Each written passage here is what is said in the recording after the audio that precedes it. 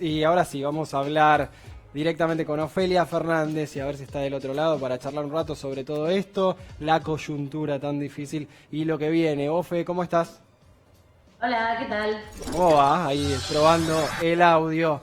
Estábamos, bueno, hablando de varias cosas, entre ellas de Sí, el aporte de los que más tienen en un momento clave como este. No sé si te parece a vos que es un momento de donde eso pueda solucionar el tema o al menos simbólicamente te parece importante. claro, no sé si resolver de fondo, pero empezar a resolver seguro. Creo que es una medida importantísima, de las más, de Mm. hecho, del último tiempo. Creo que sí es ingenuo pensar que se puede discutir la pobreza sin discutir la riqueza. Creo que hay un nivel de desigualdad que ya es un poco abrumador. Digo, estamos hablando de una Argentina en la que hay countries con lagos enteros y barrios sin agua, ¿no? Digo, ya hay condiciones estructurales de desigualdad y a eso se le suma una crisis muy profunda a nivel mundial sanitaria, la que todos conocemos y venimos padeciendo, en donde además aumentar los esfuerzos no implica necesariamente que tengas una devolución. Digo, estamos en un momento tan complicado en el que hay que pensar cómo se va a sostener sin pedirle más sacrificios a los que siempre se han tenido que sacrificar. Y además creo que es importante empezar a discutir, además de esta medida, qué es lo que necesita financiar una medida como esta. Mm. Vale la pena aclarar, no altera los niveles y condiciones de vida en absoluto de esas 12.000 personas, por eso son No, claro. elegidas. Creo que es interesante nombrar que, digo, la necesidad de medidas como estas apuntan a poder garantizar el acceso a vacunas, a medicamentos, a asistencia alimentaria, a becas como las becas Progresar, por ejemplo, a la urbanización de los barrios populares, digo, una serie de cosas que serán importantísimas, que la eran antes, pero las son más en un momento como este. Así que para mí yo acompaño claramente la medida y me parece que, digo, la solidaridad la tienen que llevar adelante quienes pueden hacerlo sin perder, digamos. Claro, Y claro. han tanto quienes no tienen nada, que me parece que es mínimo elemental poder impulsar una medida de estas características, que además es extraordinaria, que además es del 1%, digo, ni siquiera es tan radical como yo pensaría. Sí, sí, no les preocupa sus finanzas, eso es real, pero bueno, les molesta que les saquen a los que más tienen. Ahora, Ofelia, vos siempre hablabas Claro. obviamente de las desigualdades, dijiste en el mundo, pero en la Argentina también, acá, ahora se sumó Anita a la mesa, estamos con Ale y con Fero, siempre hablamos de cómo la pandemia nos Me pegó. encantaría verlos. Es verdad, ella no ve. Ella no, bueno, le cuento que estamos Yo acá. estoy ciega. Que la pandemia pega fuerte en eso, en las desigualdades. Y ahí hay muchas cosas que se van abriendo que queremos charlar, la desigualdad digital. Y también hay una que siempre hablas vos y que es un tema muy importante que tiene que ver con el ambientalismo y cómo también, vos decías recién, hay casas con piletas y casas sin agua. ¿Cómo en este momento toda esa desigualdad se puede expresar o se ve en la pandemia? Algo que hemos aprendido pero que todavía no terminó de consolidarse, digamos. Sí, a nivel ambiental viene siendo una situación muy complicada. La crisis climática se profundizó contundentemente. Digo, estamos hablando de que ya van más de 100.000 hectáreas incendiadas. Mm. Estamos hablando de que además el 95% fueron incendios provocados por el ser humano, lo que se llaman focos antrópicos. Lo cual es un problema grande. Cada caso tiene un análisis particular. Cuando hablamos del caso del Delta, del Paraná, estamos hablando de la quema de humedales. Una quema de humedales que se genera para reiniciar, digamos, el proceso de los pastizales para hacer uso de ellos en vistas de la producción ganadera. Estamos hablando también del caso de Córdoba, un incendio enorme que tiene otras características. En esas zonas están protegidas por la ley, sin embargo, no parece suficiente. Y el motivo responde, ¿no? El privilegio de la ganancia extraordinaria de unos pocos en deterioro de un ecosistema en su conjunto. Y creo que es importantísimo llevar adelante esta discusión en un momento como este, porque se está grabando, porque tiene características muy complejas y resultados muy complejos en relación al deterioro de la flora y fauna de los lugares, de las comunidades rurales, además de que estamos hablando de una problemática profundizada por el cambio climático existente, pero que además lo alimenta. O sea, estamos hablando de que hay en algo que parece tan local y tan específico una discusión muy estructural, que tiene que Sí, ver sí. con cuánto tiempo más se va a ordenar el sistema en función de la ganancia de unos pocos y no en defensa de las vidas y los recursos de muchos y de muchas. Y sobre todo, una cosa que me parece importante, quienes creemos en la noción de justicia social, tenemos que incorporar urgente esta agenda. Tenemos que hacerlo ya, porque la crisis climática, la crisis ambiental, no hace otra cosa que profundizar las desigualdades sociales preexistentes. Quienes padecen los efectos de esta crisis son los mismos sectores populares que padecen los efectos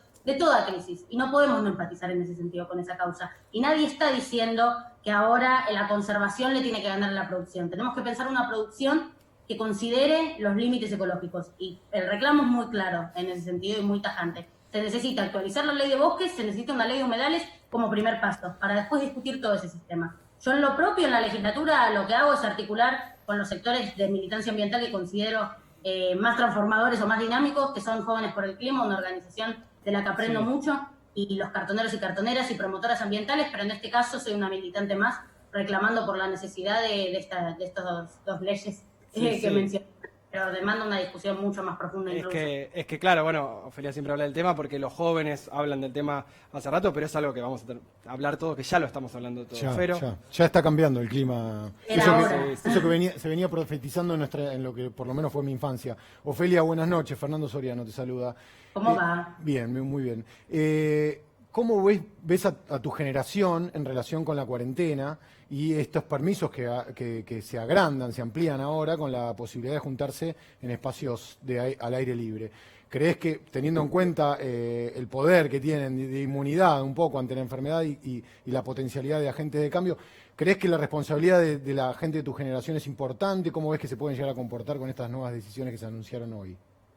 Sí, yo creo que se cumplió bastante, con la normativa que se fue imponiendo, de acuerdo a los niveles de flexibilidad que fue adquiriendo la cuarentena, también el ejercicio de la misma para esta generación, pero yo creo que en un principio el primer foco de desconfianza fue en la juventud, de quiénes iban a romper con esto, quiénes iban a ser los culpables de la elevación de los contagios, si se quiere. Y yo creo que se cumplió mucho, que se entiende la necesidad del cuidado, de la responsabilidad, se entiende que hay otros y otras en juego, a pesar de que algunos tengan mayor inmunidad ante el virus. Yo además tengo 20 años, pero tengo asma bronquial y bueno, y no puedo salir. De hecho, fue un poco tendenciosa la pregunta de Fernando Soriano, pensando que como sos joven, los jóvenes irrumpen menos. Me hace bullying todo el tiempo. Ofelia lo viene cumpliendo muy bien, según me comentó hace mucho tiempo.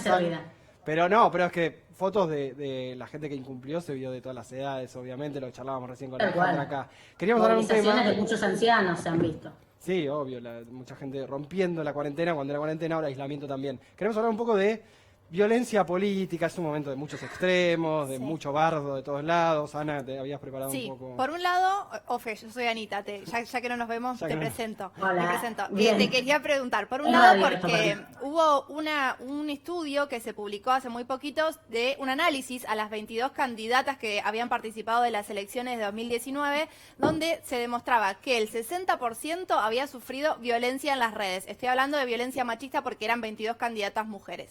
Eso por un lado, y por el otro lado, bueno, esto que ocurrió con Cristina Kirchner, que la atacaron, lo hizo un periodista, un youtuber, que se llama Presto Filippo, que en su canal de YouTube también te dedica un capítulo puntualmente a vos, por tus posturas y sobre todo por estar a favor de la legalización del aborto. A quien se dijo que las personas que están a favor del aborto lo que buscaban era legalizar la pedofilia. Mirá lo que pone Leandro Gabriele.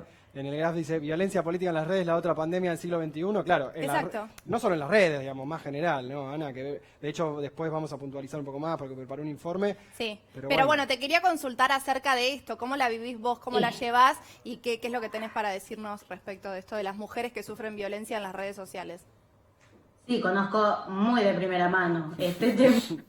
De hecho, yo sufrí un incidente esta semana que no me sorprendió, pero de todas maneras es lamentable, estuve interviniendo, me invitaron a exponer con la Universidad de Itela, y si bien tanto la universidad, la organización, la mayoría de los estudiantes me trataron bien, piensen lo que piensen, hubo un par de atrevidos, unos miserables, que por supuesto han abierto el micrófono y me insultaron, demás. Y yo, bueno, lo tengo muy claro, no me sorprende, sin embargo lo lamento y creo que no nos lo merecemos, por supuesto. Creo que habla igual, de todas maneras, de su miseria humana y de la fragilidad de sus argumentos, y con eso estoy tranquila.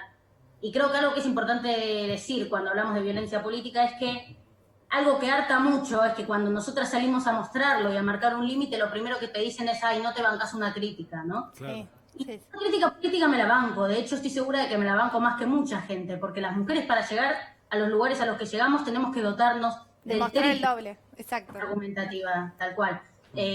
Para poder no ser las que, por ejemplo, pintan los carteles de la agrupación, sino también ser las que hablan en las asambleas, por ejemplo. Entonces la crítica política la puedo procesar y de hecho aprendí a discutirla y confío en mí en ese sentido. Lo que no bancamos, donde ponemos el límite, es a la violencia y es a la mentira. Y esto se puede aplicar a cualquier caso. Digo, cuando dicen que no trabajo, es mentira. Llevo más de 70 proyectos presentados en un año. Cuando dicen que no dono mi sueldo, es mentira, dono más de la mitad. Cuando dicen que Cristina es una... Cuando Babi Checopar dice que Cristina es una mujer sola, miente y además es violencia. Cuando dicen que me van a meter en un falcón verde, es violencia, no una crítica política. Cuando dicen que me van a violar y despolitizar, y puedo seguir enumerando porque tengo otro material, pero creo que se entiende el punto. Hay un límite importante marcar en relación a esto, que tiene que ver con eso. Y quienes creemos en la política más que nadie, porque es muy degradante que nosotras no podamos discutir ideas y que esas ideas no valgan. Y a cualquier militante, conozca o no de primera mano esta violencia, le tiene que preocupar muchísimo. Sí, la mayoría de estos dichos discriminatorios en este informe que se publicó eran, bueno, feminazi, minita, hueca, anda a lavar, anda al hogar. Hubo, Ofe, amenazas también contra Cristina, obviamente Cristina, la mencionaste. Sí, eso lo vamos a charlar ahora en un ratito. Claro, es una de las que más sufre esto, y eso es porque... Decís lo de la universidad esta donde diste una charla, que igual mucha gente participó, pero es porque tocas intereses. Récord histórico. Récord histórico. Récord histórico. ¿Ves? Es eso. Das una charla en una universidad, hay récord histórico, bueno, a alguno le molesta. Estás tocando intereses. ¿Se puede pensar así? Sí, claro. Claro, tal cual. Y también es importante no mirarlo desde lo individual, ¿no? De alguna manera, digo, no es contra mí particularmente. Claro. Lo intentan hacer es que yo deje de ocupar el espacio que ocupo, deje de alzar la voz, por resumirlo, pero sobre todo lo que quieren es que las personas que se ven espejadas o referenciadas en la posibilidad de, con mi ejemplo, empezar a participar, empezar a ocupar espacios y demás, no se animen. Les están diciendo que el precio es este. Sumamos a Ale. Pero todas al mismo tiempo. Ofe, buenas noches. Alejandra Malem te saluda. No tengo dudas de lo que estás diciendo. Seguramente un varón cis de clase media y blanco no sería objeto de las críticas y de la violencia que vos estás siendo objeto. Hablando de la violencia, pero de la violencia de género, sigue habiendo muchas denuncias, sobre todo en los barrios vulnerables, y vemos que hay dispositivos que tiene el gobierno nacional que no se articulan mucho con el gobierno de la ciudad. ¿Qué opinión te refiere esto, Ofe? Sí, la verdad, yo hace poco empecé a nombrar una campaña, si se quiere, en relación a las políticas de género en la ciudad, que es la necesidad de jerarquizar estas políticas, asignarles presupuesto, cosa de poder creerles al menos que es una prioridad en la agenda que llevan adelante en su agenda de gestión, que es básicamente darle la condición de Ministerio de Mujer, Género y Diversidad a lo que hoy es una Dirección General de la Mujer en una dependencia y una Dirección General en la Diversidad, de Convivencia en la Diversidad en otra dependencia. Digo, la interlocución no es clara, el presupuesto es poco, la mirada no es integral, digo, hay una mirada en relación al abordaje de la violencia que es muy limitado, digo, solo se piensa en la violencia intrafamiliar y con dispositivos muy débiles para enfrentarla, porque de última si fuesen muy eficientes en ese objetivo, lo miraríamos con otros ojos, pero no tiene una transversal integral de las políticas públicas que se tienen que desplegar con perspectiva de género, que creo que es el principal de los problemas. No tiene una política educativa que piense cómo formar generaciones no violentas, no tiene una política de salud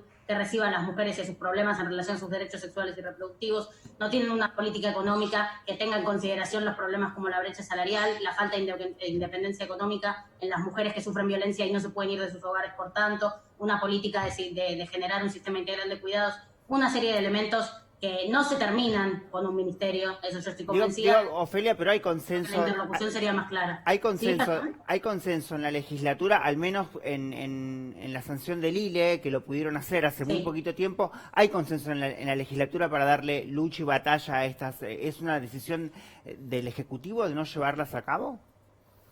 Hay veces y veces, ¿no? Digo, hay lugar en la legislatura, pero no hay tanto lugar en la legislatura. Digo, hay que la pudimos llevar adelante y después el Ejecutivo la restringió. O sea, la aprobación del protocolo de interrupción legal del embarazo la celebro y para mí fue una gran situación en la legislatura porque di cuenta de que hay una agenda que está disponible para el oficialismo que traba demasiado, bajo mi caracterización, las iniciativas que vienen de la oposición o las iniciativas en general que no sean propias de la propia voluntad del Ejecutivo. Pero bueno, incluso una ley muy importante, el proyecto de actualización del protocolo de interrupción legal del embarazo. Después la reta le hizo un anexo para restringirlo, entonces... Claro. Ofe. Acceso a los derechos. Ofe, habíamos Sí. dicho, nos queda una última y a nosotros nos interesaba mucho el tema digital, ¿no? Brecha digital y eso. Sí. ¿En cómo, siempre te preguntamos por los jóvenes? Y vos decís, bueno, pará, no te hablo yo por todos los jóvenes, porque obviamente es una representante aparte de todos los ciudadanos. Pero, ¿en qué momento estamos, cortito, pero de desigualdad también en lo digital? Porque también en la juventud, no sé, si no podés pagar un plan básico para tener celular, estás totalmente afuera del mercado laboral, de la sociabilidad, de la educación. ¿Cómo ves el gobierno tratando de avanzar o de, aunque sea, poner un precio mínimo en esas cosas? Sí, creo, bueno, hoy para pensarlo generacionalmente, creo que desde lo educativo es donde es más importante, porque lo que siempre llamamos brecha educativa en la cuarentena tomó forma de brecha digital. Digo, el acceso o no a la educación tuvo que ver principalmente con el acceso o no a los dispositivos y a la conectividad.